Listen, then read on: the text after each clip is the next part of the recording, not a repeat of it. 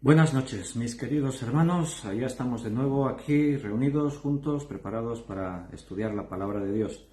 Donde estamos en el personaje de Daniel. Estamos estudiando personajes de la Biblia y ayer justo comenzamos con un nuevo personaje después de que la semana pasada terminamos con Salomón.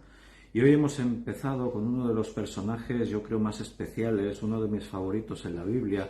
Es un testimonio impactante. Quizás no fue un hombre que hizo cosas muy vistosas como Moisés que abrió el Mar Rojo, o como Elías que hizo descender fuego del cielo, o como cualquier otro que hizo así grandes milagros, pero la fe de Daniel, su valentía, su entereza, ayer decíamos, sitúate en la escena, o sea, no analices así a la ligera, métete en su piel. Ha visto cómo Jerusalén ha vivido 3 asedios, ha visto llevarse deportada gente, asesinada gente, y en el último de ellos la ciudad ha sido destruida, el templo saqueado, los utensilios santos de Dios han sido llevados al templo, a los templos paganos de Nabucodonosor, y ha visto morir familiares, amigos, y él mismo ha sido llevado cautivo hasta Babilonia, ha sido castrado, lo han convertido en eunuco, le han cambiado el nombre, ahora vamos a hablar de eso. Y a pesar de eso no vas a ver a Daniel quejándose en nada. No verás una queja a Dios. Te digo esto y lo puntualizo así porque yo me lo aplico a mí mismo, espero que tú también. A veces nos quejamos por cualquier cosa. Hay algo que nos molesta, nos quejamos. Hay algo que nos dicen, nos quejamos. Estamos sometidos un poquito a prueba, nos quejamos por todo. Si te quejas así, míratelo, porque es una demostración de que tu fe no está firme, flaquea. Porque pierdes de vista de que si yo soy hijo de Dios, si soy cristiano, todo lo que me pasa es para mi bien. Si alguien viene contra mí, me habla contra mí, Dios sabe, Él es quien me defiende. Entonces, hermanos, tenemos que ver realmente dónde nos encontramos, porque aprendamos del ejemplo de Daniel. Creo que Dios nos va a bendecir mucho, porque un jovencito adolescente que sufre todo eso y no tiene ni una queja para con Dios, además que cuando le tienden trampas, ya vamos a ir viendo eso en su vida, pero cuando le tienden trampas y ahora está bajo la amenaza y lo están vigilando, que como se incline ante Dios, le van a echar a un foso lleno de leones hambrientos. ¿Y qué hace Daniel? Abre las ventanas de su casa y 3 veces al día se postra delante de Dios para orar y darle gracias. Y termina en el foso de los leones. Pero cuando tú eres fiel con Dios, Dios es fiel contigo. No te olvides de eso. Vamos a hacer una oración, le vamos a pedir al Señor que Él nos guíe, nos dirija, y entonces nos vamos a poner con este tiempo de estudio bíblico. Le voy a pedir a Daniel que venga y ore, así que como estoy aquí acompañado, tengo aquí un grupito de gente que están en directo escuchando esto. Le voy a pedir, acércate que se te ve la cámara, y ya que estás aquí, ora. Venga. Señor, muchas gracias por todo lo que nos das. Gracias porque nos cuidas, Señor. Quiero pedirte por el estudio de hoy, Señor, que la palabra, Señor, que nos vas a compartir tú, Señor, que nos pueda ser de bendición y que guíes tú los corazones de todos, Señor, para que reciban tu palabra. Gracias por todo. En el nombre de Jesús. Amén. Amén. Gracias, Daniel. Bien, abre tu Biblia en Daniel. Ha venido Daniel a orar y abre tu Biblia en Daniel, capítulo 1. Ahí estamos comenzando a ver la vida de este hombre de fe. Este hombre, digo hombre, podríamos decir muchachito, pero hombre, se comportó como un hombre y fue valiente, como Dios le dijo a Josué: esfuérzate y sé valiente en hacer conforme. O sea, sobrepasa en mucho a Salomón, que lo vimos en sus debilidades y en sus cosas, sobrepasa en mucho a otros personajes de la Biblia. Las comparaciones son odiosas, dice un refrán, y no estamos comparando, estamos reconociendo a Daniel. Y ayer decíamos, no era perfecto, porque la Biblia dice que no hay justo ni uno, y por cuanto todos pecaron, o sea que Daniel también pecó. Pero la Biblia no dice nada malo de Daniel. O sea, no se detuvo la Escritura a rebuscar, a ver dónde Daniel se equivocó. A veces en las iglesias hacemos eso. Hay hermanos que están dando un testimonio, que están siendo ejemplo, y hay que mirar a ver con lupa en qué puedo acusar a ese hermano. Bueno, voy a ver en el chat en directo, a ver quién ha escrito por aquí. Pues no tengo ningún comentario. Sí. ¿Nadie saludó? Sí, ¿tienes tres? Sí. Pues me están diciendo que sí tienes. ¿Cinco? Es que en mi teléfono no los veo, mira, no me salen. ¿Te los paso? Sí, porfa. Si me acercáis, a veces me lo acercan aquí. Es que al estar yo aquí, no estoy en el ordenador, pues no veo. Mira. Me salen las personas que están viendo, El primero. ahora te lo devuelvo. Sí. A ver, Ana Rita. A paz del Señor Jesucristo para todos, así en portugués. Benito, buenas noches a todos mis hermanos. Isabel, buenas noches, Dios los bendiga. Rosario, Paco, buenas noches, que el Señor os bendiga mucho. Hombre, sí que había comentarios. Y yo no veo ninguno aquí en mi teléfono. Veo gente conectada, pero no veo comentarios. Juan Bermudo, hola, mis amados hermanitos Víctor y hermanos todos, que la gracia y la paz de nuestro Señor Jesús y de nuestro papá estén en vuestros corazones. Manuela Solís, Dios los bendiga, Pastor Víctor, y que el Espíritu de Dios, Señor nuestro, esté con todos nosotros. Bendiciones para todos los hermanos en Cristo Jesús. Amén. Beatriz, buenas noches, amado pastor y amados hermanos. Dios los bendiga, mi amada familia en Cristo Jesús. Amén. ¿Ya está? Sí. Uy, me ha saltado aquí, le he dado para arriba el dedo y se me ha ido a otra cosa. Pero ya leí todos los mensajes. Muy bien, pues tienes abierta tu Biblia en Daniel, capítulo 1. Vamos a leer el versículo 3 y 4. Porque vamos a ver cómo esa presión sobre la vida de Daniel comienza en la conquista antes de que él sea deportado, en todos esos asedios y guerras ya contra Jerusalén, y finalmente en esta tercera ocasión es deportado a Babilonia. Y ahora la estrategia de Babilonia, vamos a llamarlo así, adoctrinamiento de Babilonia, comienza por lo que leemos aquí. Mira, estoy en el versículo 3, dijo el rey a Aspenaz, jefe de los eunucos, que trajese a los hijos de Israel del linaje real de los príncipes. Escucha la palabra, muchachos. Esa palabra muchachos habla de eso, de adolescente. No dice jóvenes. En otras partes de la Biblia se habla de los jóvenes. En este caso dice muchachos. Es una palabra hebrea que está diciendo que tenían muy poca edad. Quizás tenía 15 años. O sea, Daniel era un adolescente. Y fíjate a lo que está siendo sometido. Y repito, voy a insistir en eso mucho esta noche. No se quejó en nada. Cuando yo leo estos testimonios, después me miro en el espejo y digo, Víctor, no te quejes de las cosas que te pasan en la vida. Todavía no te ha pasado ni una mínima parte de lo que le pasó a Daniel, así que no te quejes. Me lo dije el otro día cuando estábamos estudiando Historia de la Iglesia y os hablé de Julianillo Hernández. ¿Quién era Julianillo Hernández? Si queréis saberlo, escuchar el estudio de hace 2 sábados, creo. Muchachos en quienes no hubiese tacha ninguna, de buen parecer, enseñados en toda sabiduría, sabios en ciencia y de buen entendimiento, e idóneos para estar en el palacio del rey, y que les enseñase las letras y la lengua de los caldeos, que trajesen a los hijos de Israel. Nabucodonosor no solamente conquistó un territorio, no solamente se llevó los objetos santos que había en el templo, sino que también se llevó el futuro de Israel. Lo mejor de Israel se lo llevó. Fíjate, muchachos en quienes no hubiese tacha alguna. O sea, habla de todo físicamente, intelectualmente. Hicieron una selección de personal en toda regla.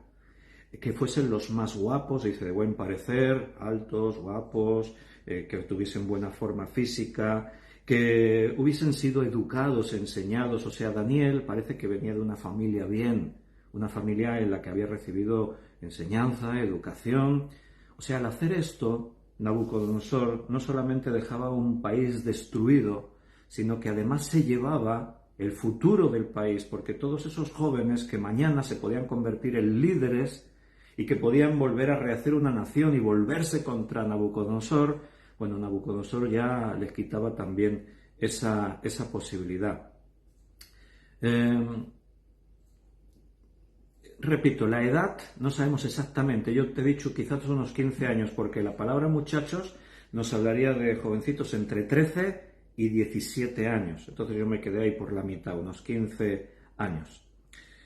El hebreo, para los príncipes, esa palabra príncipes que aparece ahí, es una palabra persa que sería en persa sería partemim, que es citada como otra prueba para un Daniel con fecha posterior. O sea, me explico. Ayer decíamos, algunos han dicho, no, este libro no lo pudo escribir Daniel en los tiempos de Nabucodonosor porque es tan exacto todo lo que él dice, nadie podía saber todo lo que iba a ocurrir a continuación. La profecía de Daniel es tan exacta que hay muchos que les cuesta creer que esto lo pudiesen haber escrito años antes de que ocurriesen todo lo que ocurrió a continuación.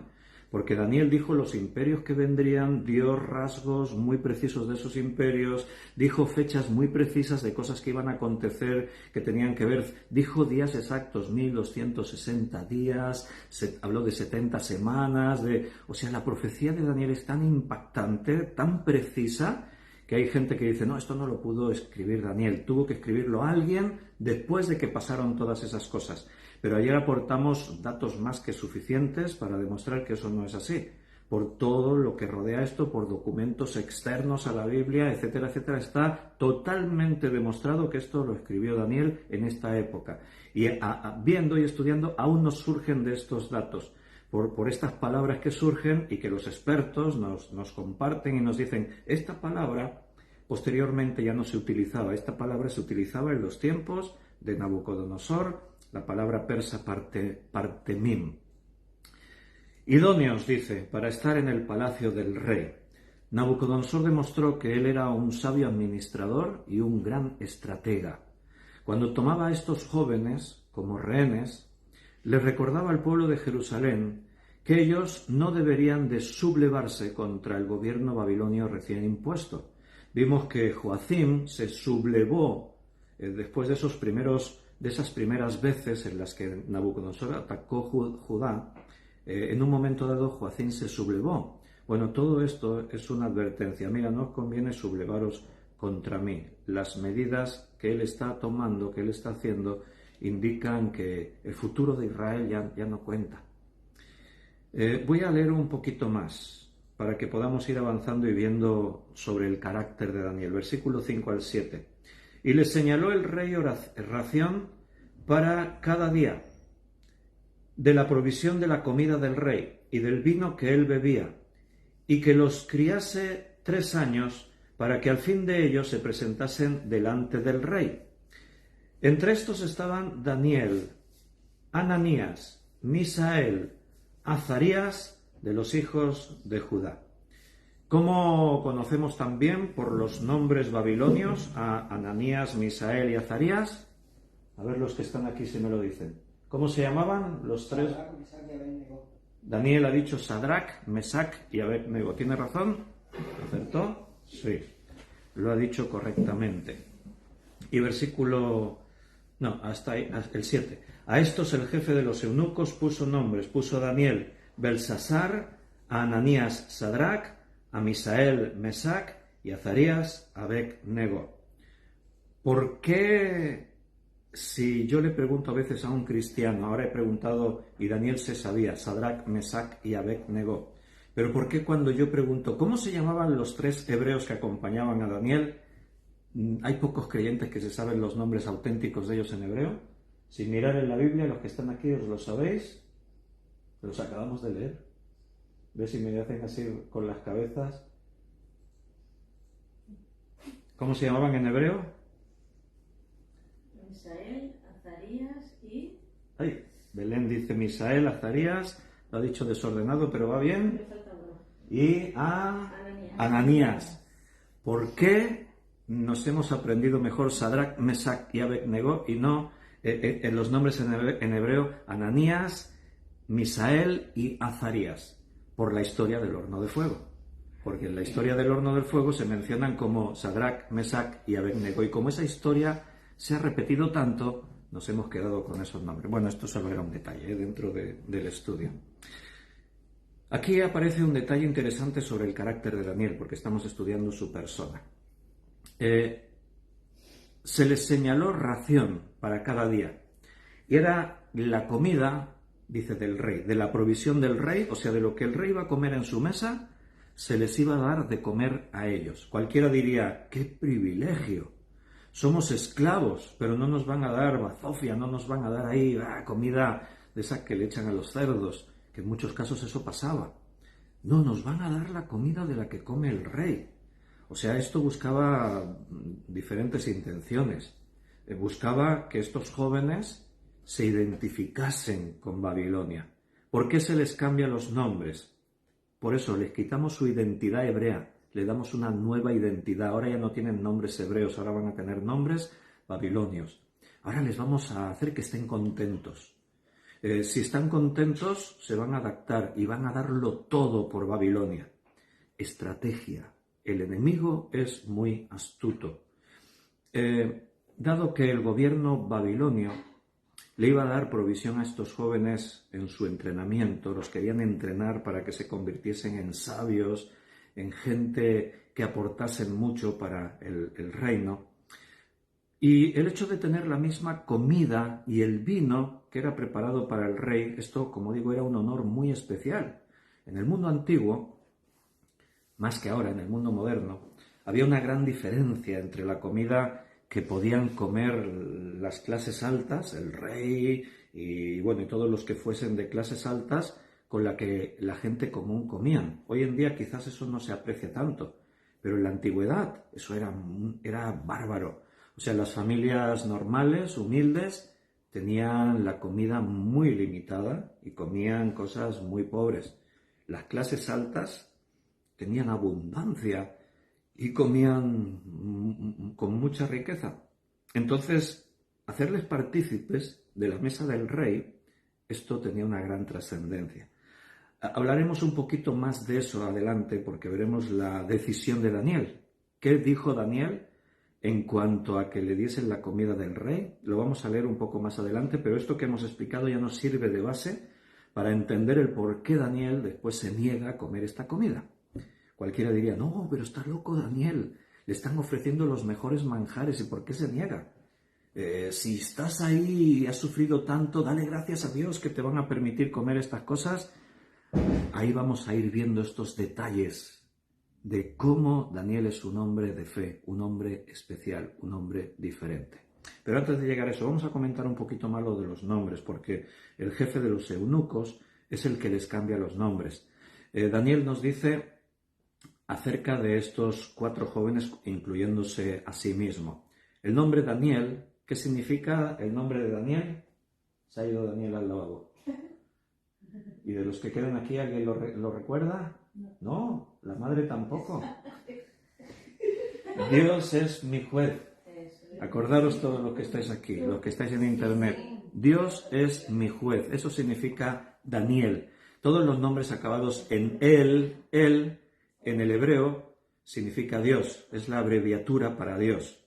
Ezequiel, Samuel, todos los nombres que acaben en él significan algo de Dios. Y en este caso, Dios es mi juez. Pero su nombre es cambiado por Belsasar. ¿Sabes lo que significa Belsasar? Aquí tampoco lo saben. Ahí algunos tienen el ordenador encendido mirando. ¿No? Lo están buscando en Wikipedia, ¿no? Belsasar significa príncipe de Bel. O sea, le hemos quitado el nombre que tenía un significado en relación a su Dios y le hemos puesto un nombre babilonio que tiene un significado en relación a los dioses babilonios. Quiero que te des cuenta, esto es muy significativo. Les quitan la identidad, su identidad como raza, pero no solo eso, les quitan a su Dios. Cada vez que Daniel mencionaba su nombre, ¿cómo te llamas? Daniel, estaba diciendo Dios es mi juez. Pero ahora ya no puede decir Daniel. Ahora cuando le pregunten tiene que decir, me llamo Belsasar, o sea, soy príncipe de Bel. ¡Wow! Eso es muy duro para un hombre hebreo, un hombre de fe. Ananías significa amado por el Señor. y fue cambiado por el nombre de Sadrac. ¿Sabes lo que significa Sadrac? Pues mira, hemos pasado de un nombre que significaba amado por el Señor a un nombre que significa iluminado por el Dios Sol. ¿Qué te parece? A Misael le cambian el nombre por Mesac. Misael significa ¿quién es como Dios? Es una pregunta retórica, afirmando que no hay nadie como Dios. ¿Quién es como Dios? ¿Sabes lo que significa Mesac? Esto os va a resultar interesante. Significa ¿quién es como Venus? ¡Ay, fíjate! El jefe de los eunucos tiene mucha intención en cambiar los nombres. Este hombre sabía lo que significaban sus nombres en hebreo y utilizó nombres babilonios con el significado igual pero aplicado a los dioses babilonios. Misael significa ¿quién es como Dios? Pues ahora te vas a llamar ¿quién es como Venus? Mesac. Y Azarías significa el Señor es mi ayuda. Y le cambian el nombre por Abed-Nego. Abed-Nego significa siervo de Nego. Nego es un dios también pagano, un dios babilonio. Hemos pasado de que se llame a el Señor es mi ayuda a llamarse siervo de Nego. Bueno, todo esto se hizo con mucha intención. Hay mucha maldad en todo esto. Pero estamos hablando de Daniel. Dentro de su historia vamos a hablar de esos tres jóvenes. No vamos a dedicar una serie entera a Sadrac, Mesac y Abed-Nego, o vamos a decir sus nombres en hebreo, Ananías, Misael y Azarías. No, pero como están dentro de la historia de Daniel, los vamos a mencionar porque merecen ser mencionados. Estos cuatro jóvenes, adolescentes, a los que se les trató tan mal y que sufrieron ataques tan directos y tan brutales de parte del enemigo, se supieron mantener firmes en su fe sin ni siquiera preocuparse por sus propias vidas. Y no preguntéis si no tendrían miedo cuando los iban a arrojar al horno de fuego, y no tenían miedo cuando lo iban a arrojar al foso de los leones. Pues claro que seguro que estaban llenos de miedo. ¿Y quién no? Pero su fe era más fuerte que su miedo. Son un ejemplo para nosotros. Que los criase 3 años. El propósito de alimentarlos con la comida del rey y los nombres, cambiarle los nombres, era parte de esa reeducación. Esto era un esfuerzo total de adoctrinamiento. El fin de este adoctrinamiento era que estos jóvenes hebreos dejaran atrás su Dios, su fe, su religión, su cultura, su identidad, que se olvidasen de todo eso. Esto es adoctrinamiento. Sin duda, Nabucodonosor quería comunicar a estos tres jóvenes: me tenéis que mirar a mí para todo, ahora dependéis de mí, ahora yo soy vuestro amo, vuestro dueño. Pero la primera reacción es que ellos, Daniel, Ananías, Misael y Azarías, no estuvieron dispuestos a que el enemigo les tomase ventaja en eso. El reformador Calvino escribió que Nabucodonosor sabía que los judíos eran un pueblo de dura cerviz y muy obstinados, y utilizó estos métodos, incluido esto de la comida suntuosa, para suavizar a los cautivos. Porque vuelvo a decirte, no se nos menciona otros esclavos, pero seguro, no lo dice aquí la Biblia, pero se habla de los que se mantuvieron firmes en la fe. Quiere decir que seguramente otros estuvieron dispuestos a comer la comida de la mesa del rey. ¿Qué habrías hecho tú? Pues ya que están haciendo todo eso, por lo menos comeré bien, ¿no?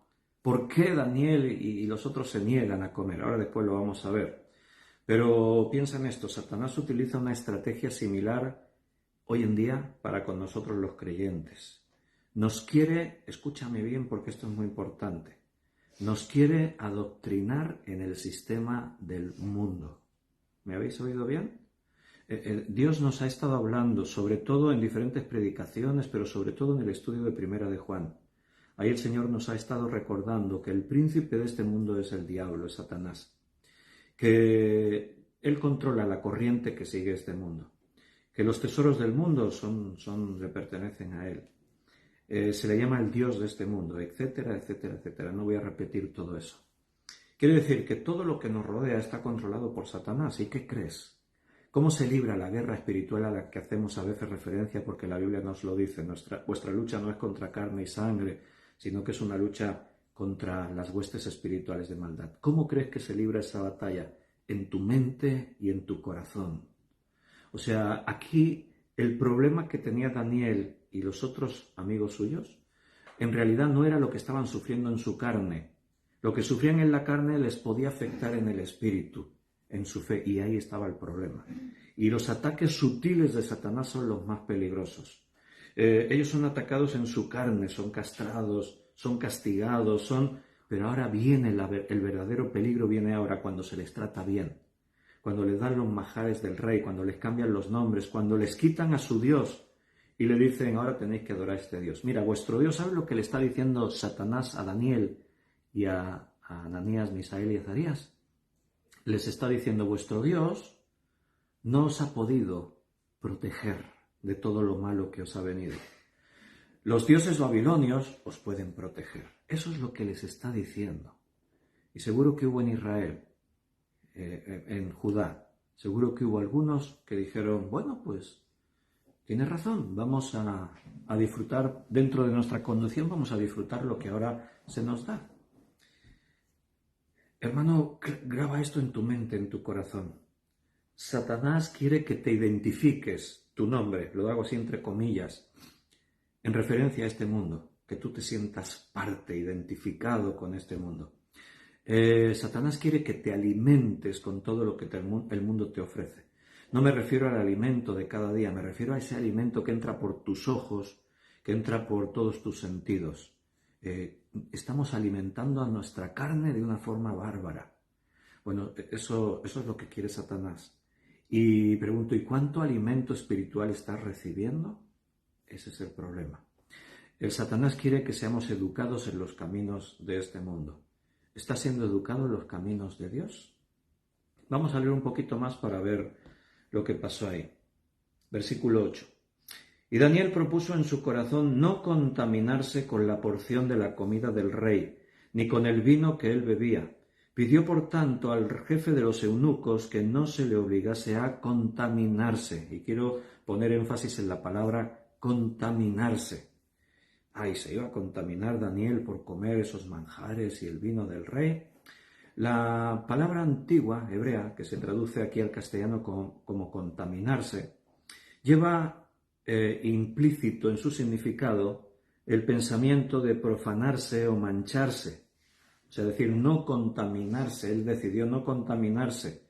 Es como decir, él se propuso no contaminarse, no profanar su propia vida, no mancharse. ¿Qué significa profanar? La palabra profanar en el castellano, en el diccionario de la Real Academia Española, nos deja la idea de algo que es santo y es invadido por el pecado, por lo sucio, entonces ese lugar es profanado. O sea, Daniel está pensando, yo soy santo, le pertenezco a Dios, no me voy a manchar con las cosas que son de Nabucodonosor. Daniel ha entendido un principio bíblico que todos estos días estamos estudiando, en nuestros estudios de Primera de Juan, en las últimas predicaciones, en otros temas. O eres de Dios o eres del mundo, no hay puntos intermedios. El martes pasado estábamos estudiando esto en nuestro estudio de Primera de Juan. Estábamos viendo que dice, el mundo no os oye porque vosotros no sois del mundo. El que os oye es de Dios, vosotros sois de Dios. Daniel entendió esto, o eres de Dios o eres del mundo. Nabucodonosor no es de Dios, es del mundo. Bueno, yo no me puedo contaminar con las cosas de Nabucodonosor. O sea, Daniel está diciendo, no voy a dejar que él me seduzca. Aparentemente, eso no tendría por qué ser malo, comer la comida del rey. Bueno, si me van a obligar, pues como esos manjares, ¿no? Tendrías la justificación perfecta. Pero recuerda, sería como Jesús en el desierto, cuando Satanás viene y le dice, ¿no eres el Hijo de Dios? Pues haz que las piedras se conviertan en pan. Jesús podía haber dicho, no me cabe en la cabeza que lo hubiese hecho, pero pues sí es verdad, soy el Hijo de Dios, estoy terminando mi ayuno, ¿por qué no puedo hacer que esas piedras se conviertan en un pan calentito, buenísimo? Pero hubiese cedido a la tentación de Satanás. Detrás de esta comida hay una intención que tiene Nabucodonosor. En sí misma la comida no es el problema, no es mala, es lo que hay detrás de esto. Quizás algunos no entienden, ¿y por qué Daniel se negó a comer esto? Bueno, porque entraba dentro de esa manipulación y de ese juego. Entraba dentro de lo que él podía escoger o iba a intentar escoger y se hubiese dejado de arrastrar tan fácilmente. Y él decidió no mancharse, no profanarse, no contaminarse. Y te voy a mostrar unos textos paralelos a esto para ilustrarte en otros casos. Isaías 59, versículo 3. Isaías 59, 3.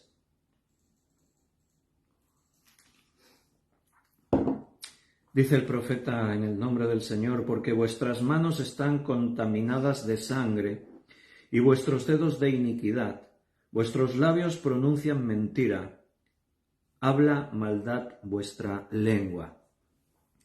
Le está hablando a la nación de Israel, el pueblo de Dios, y les está acusando, manos manchadas de sangre, dice contaminadas, vuestros dedos contaminados de iniquidad, vuestros labios pronuncian mentira, habla maldad vuestra lengua. Eran el pueblo de Dios, pero estaban contaminados. Habían permitido que el mundo los manchase, los profanase. El profeta Sofonías también habla de esto. Sofonías capítulo 3.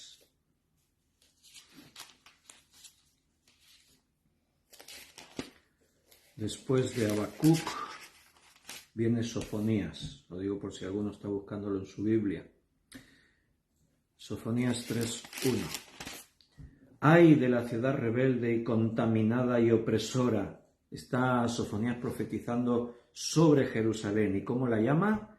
Ciudad rebelde y contaminada. Es la misma palabra que se utiliza ahí en Daniel. Y te dejo otro texto, Malaquías.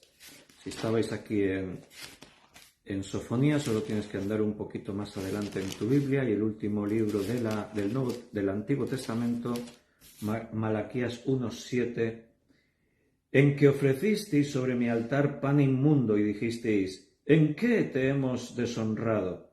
En que pensáis que la mesa de Jehová es despreciable. A veces nos pasa eso, pero ¿en qué estoy ofendiendo a Dios? Si yo hago lo que hacen otros, si yo no estoy haciendo pecados ahí muy feos ni nada, bueno, a lo mejor simplemente estás dejando que la corriente de este mundo te arrastre.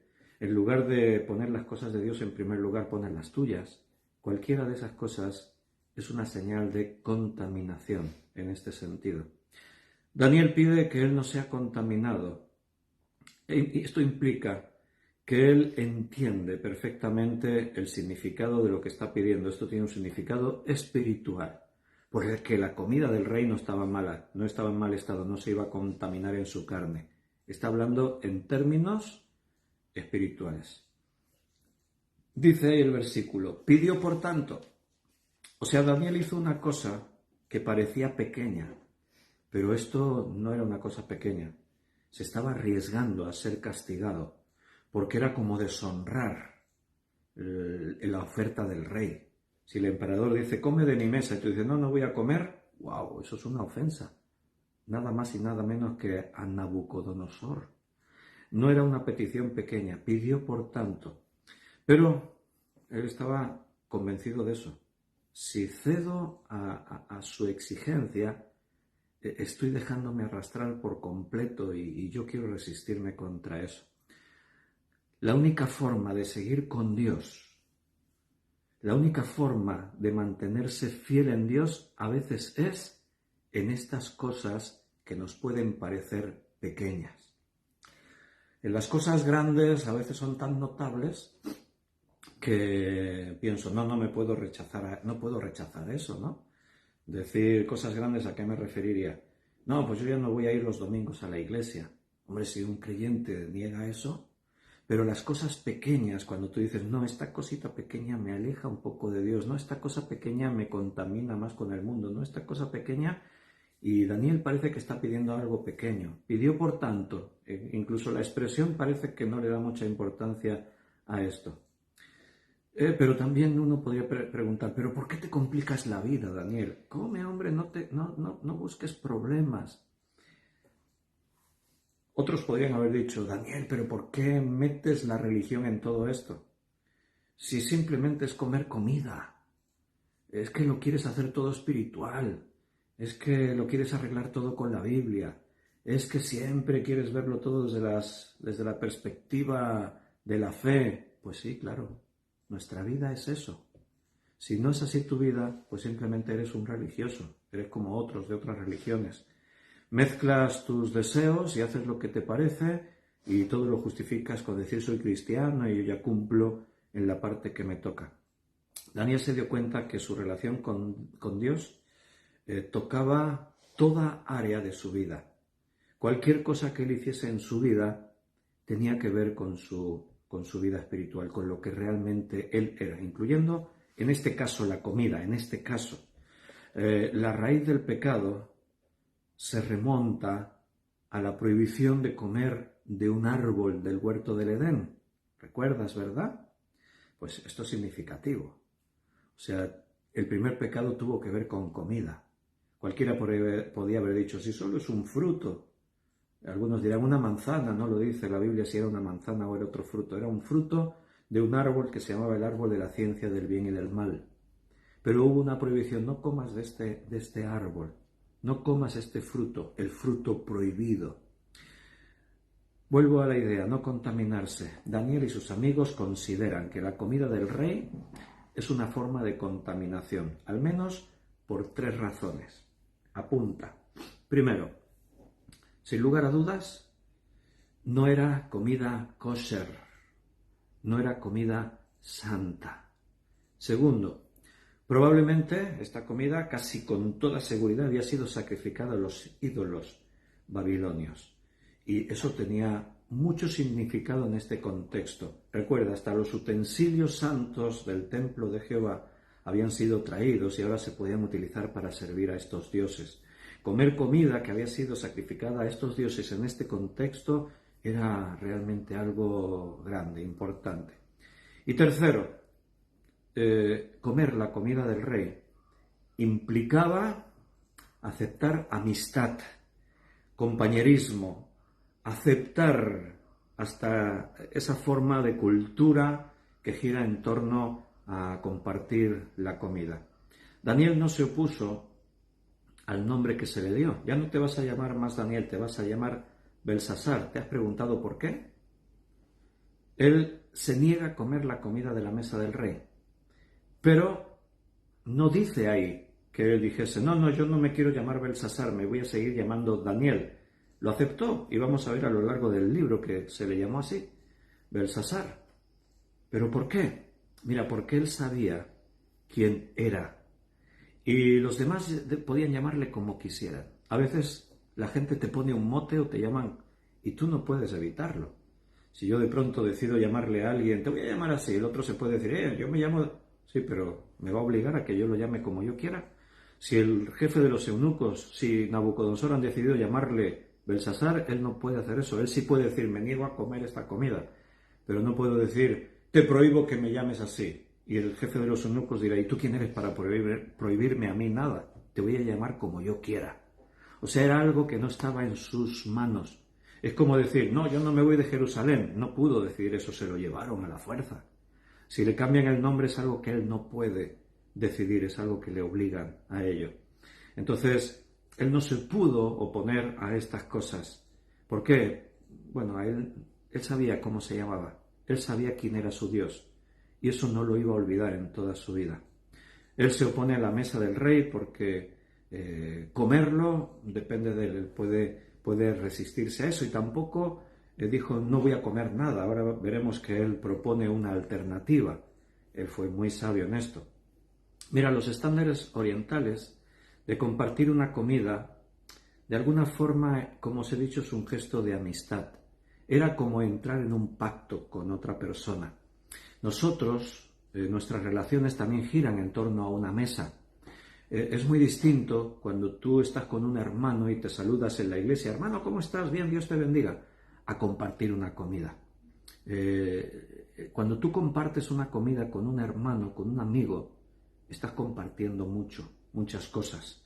Pero eso, repito, en el contexto de esta cultura oriental, estos estándares orientales, todavía esto tenía muchísima más fuerza. Compartir una comida era aceptar a la otra persona, era entrar en comunión con la otra persona, era comprometerte con esa persona, era algo así como establecer un pacto. Y él dijo, ni con el vino que bebía, ni la comida, ni el vino tampoco. Dios no prohibía beber vino.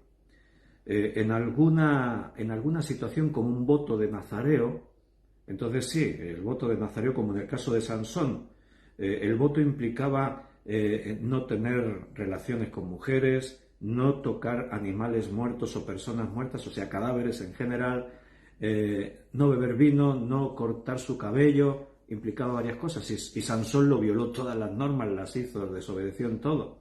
Pero en el resto de personas Dios no les prohibió tomar vino. Al contrario, la cultura del vino está en la Biblia. No el alcoholismo, no el tomar un poco de vino, tener eso bajo control, no hay ningún problema.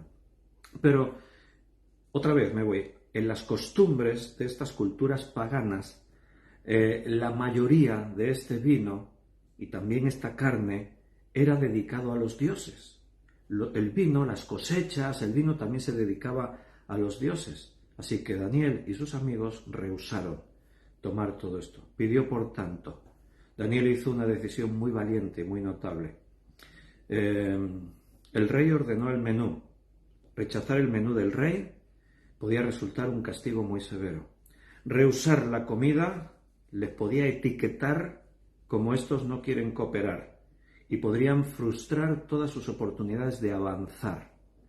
Existía una amenaza real de castigo. O sea, esto era una amenaza muy real. Los antiguos reyes eran bien conocidos por sus castigos severos.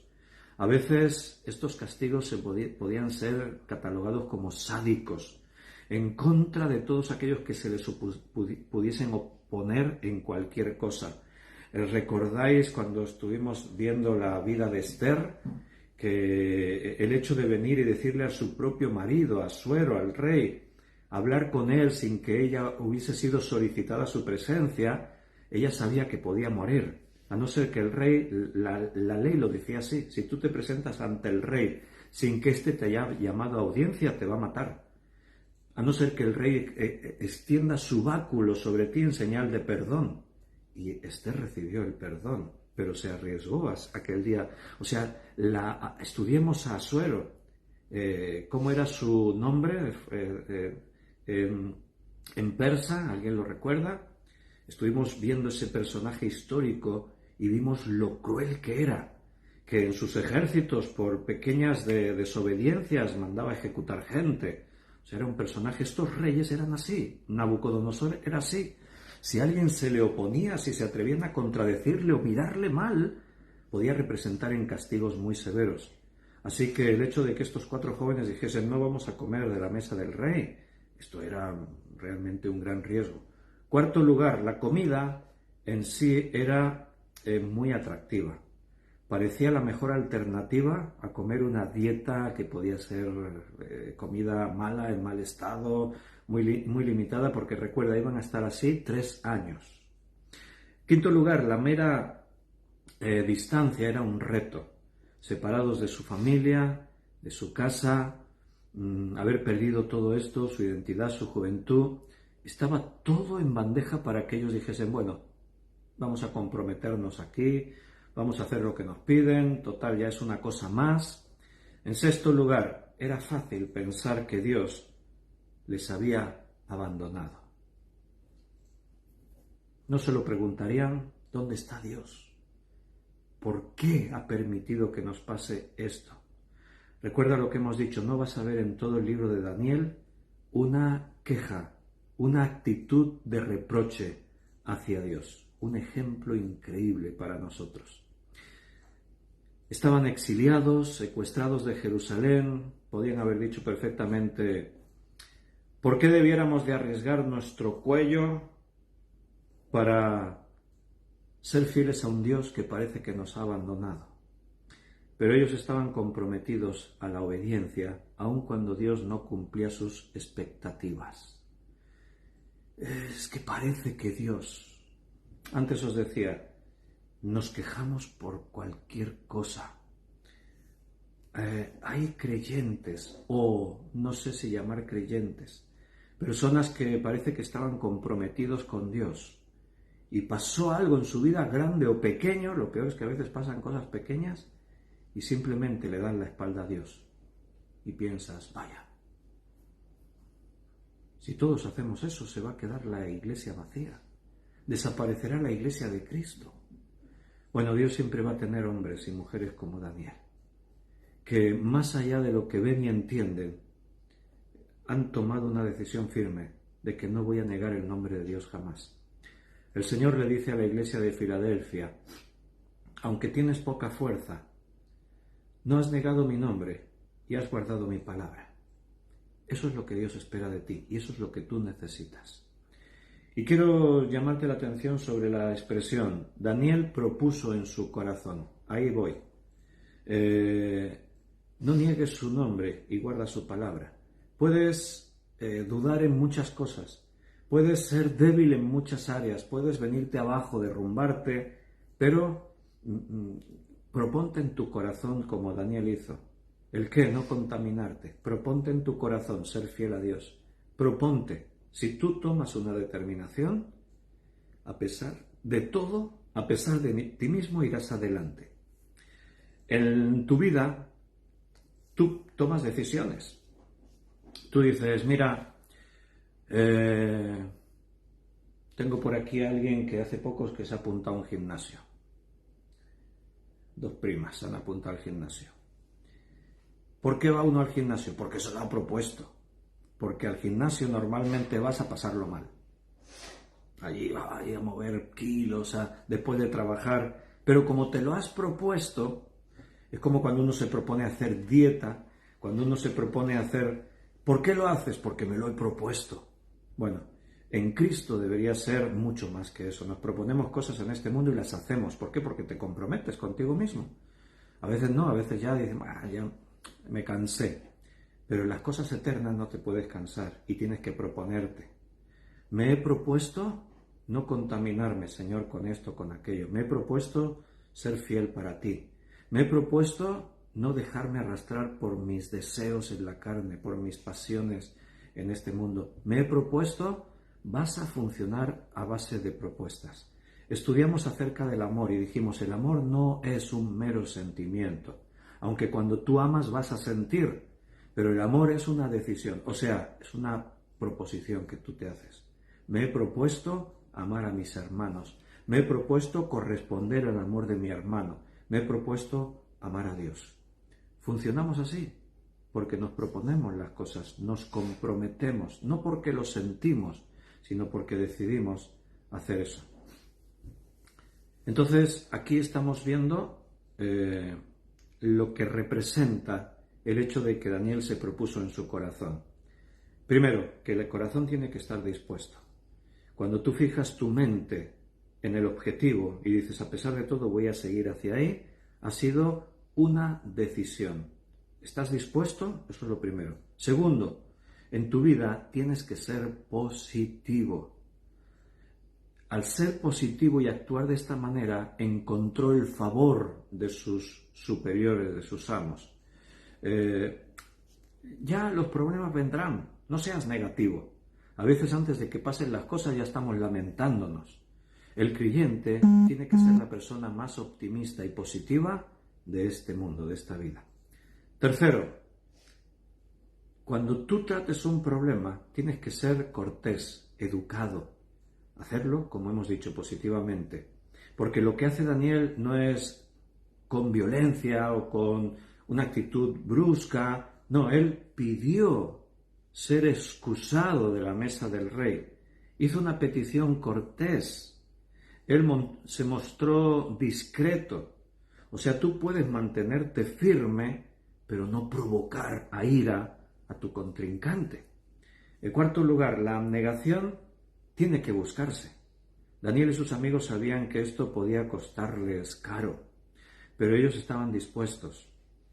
Spurgeon, el famoso predicador, dijo, cito sus palabras textualmente, prepárate para ser un mal hombre, prepárate para ser llamado intolerante, prepárate para perder amistades, prepárate para todo siempre y cuando puedas estar firme al lado de Dios, quien te compró con su sangre preciosa. Me gusta mucho esta cita de Spurgeon, te la voy a repetir porque me gusta. Prepárate para ser un mal hombre, prepárate para ser llamado intolerante, prepárate para perder amistades, prepárate para todo siempre y cuando puedas estar firme a su lado, quien te compró con su sangre preciosa. Quinto lugar, la prueba debe ponerse, ¿cómo lo digo?, de una forma audaz. Pienso que todo cristiano tendría que estar dispuesto a enfrentar las pruebas, porque la Biblia nos advierte que nuestra fe se prueba porque es mucho más preciosa que el oro. Tendríamos que estar dispuestos a que tu fe sea puesta a prueba, porque sería algo así como decir, es que lo necesito, mi fe tiene que ser probada. El creyente tenía que tener una actitud así abierta. Por eso digo que tenemos que ser audaces, valientes. La valentía se muestra así. Es como decir, ¿quieres golpearme? Golpéame. O sea, no lo vamos a decir, ¿no? Pero espero que me estés entendiendo la idea. ¿O es que tú quieres ser llevado al cielo entre algodones, en una cama de plumas? ¿Quieres que el Señor te proteja de todas las burlas, de todas las malas miradas, de todo? Mira, a nuestro Señor Jesús lo golpearon, lo maltrataron, le dijeron mentiras contra él, calumnias, le acusaron de cosas falsas, lo trataron de una forma realmente muy cruel y muy fea. Y él dijo, si me servís, si sois mis seguidores, a vosotros también os va a pasar. Bueno, a lo mejor prefieres aparecer en la procesión de Semana Santa al lado del alcalde y que todos digan, oh, mira, ¿dónde va este fulanito de tal? Ahí al lado del alcalde. O quizás prefieres que te señalen y te digan, tú eres un fanático religioso, tú eres un no sé qué. ¿Qué prefieres? ¿Cómo quieres ir a la presencia de Dios?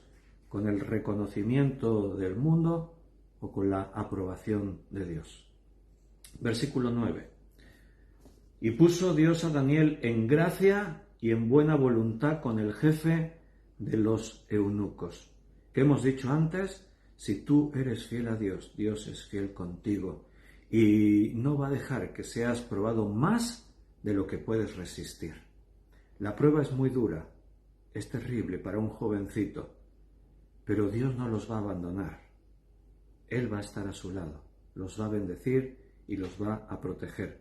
Así que, ¿qué dice ahí? Que Dios puso a Daniel en gracia y en buena voluntad con el jefe de los eunucos. De pronto el jefe de los eunucos miró a Daniel y a sus amigos y dijo, me caen bien estos jovencitos.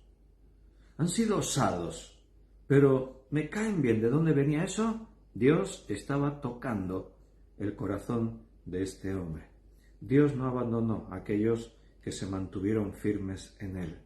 Daniel confió su vida en las manos de Dios y Dios estuvo cuidándolo y protegiéndole. Si tú pones tu vida en las manos de Dios y sabes que Él será quien controle tu vida, pues estate tranquilo en Dios. Dios se movió entre estas autoridades, entre los malvados que hicieron todo esto, para que tuvieran buena voluntad para con Daniel. Pero Dios también obró a través de las acciones sabias de Daniel para cultivar esa buena voluntad. O sea, Dios pone en el corazón de estos, voy a tratarlos bien, pero como hemos visto, Daniel fue sabio. Daniel supo actuar como tenía que hacerlo. Y a continuación, pues viene el cómo vamos a reconducir esto, porque no me puedo negar en decir, no voy a comer la comida del rey. ¿Qué excusa ponemos? ¿Cómo lo explicamos? ¿Qué decimos? Versículo 10 al 13. Y dijo el jefe de los eunucos a Daniel, temo a mi señor, el rey, que señaló vuestra comida y vuestra bebida, pues luego que él vea vuestros rostros más pálidos que los de los muchachos que son semejantes a vosotros condenaréis para con el rey mi cabeza. El jefe de los eunucos dice, mira, yo temo a mi señor. Si os dejo, me caéis bien y estoy dispuesto a que no comáis la comida del rey, pero si no os alimentáis, los demás se van a ver bien comidos, bien sanos, bien saludables y vosotros no. Y el rey me va a pedir explicaciones. O sea, ¿por qué estos 4 andan así? ¿No? Es que les he dejado que no coman tu comida. Fíjate lo que antes decíamos, la dureza con que un rey podía actuar si sentía que les habían desobedecido. Le dice que el rey puede cortar mi cabeza. Entonces, ¿qué hacemos? Entonces dijo Daniel a Melsar, así se llama el jefe de los eunucos, te ruego, versículo 12, que hagas la prueba con tus siervos por 10 días. O sea, vamos a probar a ver si esto funciona o no. Solo 10 días te pido. Que nos den legumbres a comer y agua a beber, no de la comida del rey. Danos una comida alternativa, legumbres y agua. Compara luego nuestros rostros con los rostros de los muchachos que comen de la ración de la comida del rey. Y haz después con tus siervos como tú veas, lo que tú quieras. Y el eunuco, el jefe de los eunucos, consintió, pues con ellos en esto, y probó con ellos 10 días. ¿Y cuál fue el resultado? Pues ya lo puedes imaginar. Pero yo termino aquí, cierro mi Biblia, porque se ha hecho la hora y vamos a terminar. Hemos cumplido con nuestra hora de estudio bíblico. Ya estamos un poquito mejor alimentados espiritualmente. Y creo, hermanos, que toda la palabra que Dios nos da viene con un propósito. No estamos aquí para rellenar una hora de nuestra vida en algo para entretenernos. Estamos aquí cada día escuchando esto después de 4 años, porque Dios nos trajo a esto. Y si estás donde Dios quiso que estés, vas a ser bendecido. Y la bendición empieza por esta palabra que recibimos, porque la Biblia promete que esa palabra nunca volverá vacía. Va a producir un efecto poderoso en nosotros. Por eso mañana, si Dios quiere, aquí seguiremos. Mañana ya es viernes. Queridos, me despido de vosotros, que el Señor os bendiga, que el Señor os cuide, no bajes tus manos, esfuérzate que los tiempos son difíciles. Y si Dios quiere, ahí seguiremos 4 años más, o 20, o 2, o 1, o una semana, un día, lo que Él quiera. Estamos en sus manos. Recibe un abrazo muy fuerte de mi parte y seguimos orando los unos por los otros, ¿vale? Hasta mañana.